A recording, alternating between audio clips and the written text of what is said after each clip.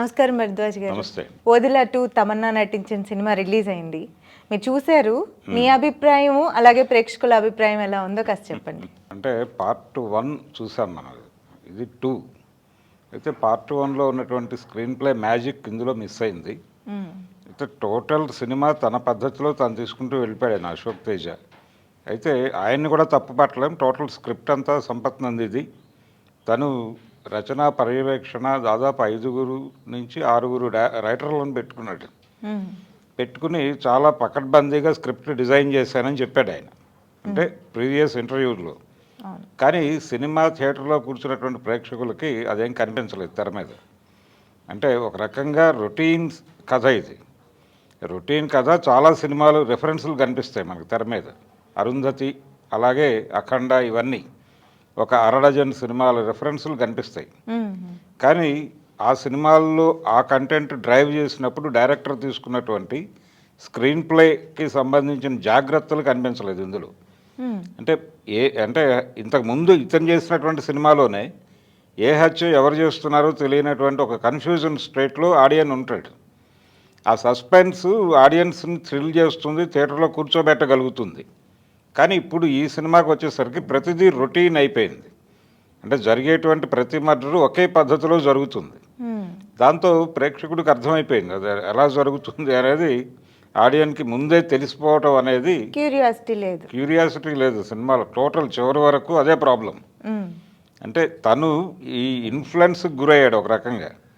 ఈ తరహా సినిమాలు అంటే విఎఫ్ఎక్స్, ఈ గ్రాండియర్, థియేటర్కల్ ఎక్స్పీరియన్సు, వీటిని ఆడియన్స్కి ఇవ్వటం ద్వారా ఆడియన్స్ని థియేటర్కి రప్పించాలి అనేటువంటి ఒక తాపత్రయానికి గురయ్యాడు. ఈ మధ్యకాలంలో ఆడియన్స్ థియేటర్కి వెళ్ళట్లేదు. ఆల్మోస్ట్ సింగిల్ స్క్రీన్స్ అన్నీ కూడా మూతపడిపోతున్నాయి. అంటే కంటెంట్ అవైలబిలిటీ పెరిగింది. 1 గంట సినిమా షో పడిపోయిన ఒక 1 అవర్లో ఏదో ప్లాట్ఫామ్ మీద దొరుకుతోంది. దాన్ని డౌన్లోడ్ చేస్తున్నారు వాళ్ళు, రకరకాల ప్రాంతాలకి పంపించేస్తున్నారు కూడా. ఇటువంటి పరిస్థితుల్లో జనాలు థియేటర్కి రావాలంటే థియేటర్కల్ ఎక్స్పీరియన్స్ ఇచ్చే సినిమా కావాలి అనేది మనసులో పెట్టుకున్నాడు ఆయన సంపత్ నంది. పెట్టుకుని ప్రతి సన్నివేశం విఎఫ్ఎక్స్కి అనుకూలంగా ఉండేలాగా గ్రాండియర్గా రకరకాల విన్యాసాలు, మాయలు, మంత్రాలు పాత రోజుల్లో విఠలాచార్య గారి పద్ధతిలో డిజైన్ చేసుకున్నాడు. డిజైన్ చేశాడు కానీ అవన్నీ కనెక్ట్ చేస్తూ ఆడియన్స్ని ఎమోషనలైజ్ చేసేటువంటి ఒక కథ కూడా ఉండాలి. అది మిస్ అయింది. అంటే వీటన్నిటినీ కలిపి నడిపేటువంటి ఒక దారం లాంటి కథ అది మిస్ అయింది. ఒక ఇంట్రెస్టింగ్ ఎలిమెంట్ మిస్ అయింది. ప్రతిదీ ప్రేక్షకుడికి ముందే తెలిసిపోవడం చేత క్యూరియాసిటీ లేదు. చివరి వరకు క్లైమాక్స్ వరకు అలా కూర్చుని చూస్తారు అంతే. అంతే తప్ప ఎక్కడా కూడా ఆడియన్స్ని ఎమోషనలైజ్ చేసే ప్రయత్నం కూడా చేయలేదు తను.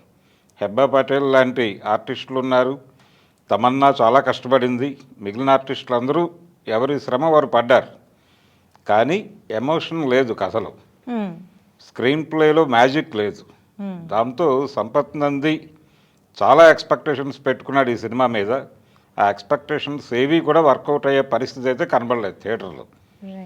మరి ఎలా కాపాడుతుంది అంటే ఈ సినిమా ఆయన ఇమేజ్ని ఎలా కాపాడుతుంది అనేది. అలాగే తమన్నా కూడా చెప్పింది ఈ సినిమా చేయటం అనేది, ఆ సబ్జెక్ట్ వినగానే నేను చాలా అట్రాక్ట్ అయ్యాను ఇవన్నీ మాట్లాడారు ఆవిడ.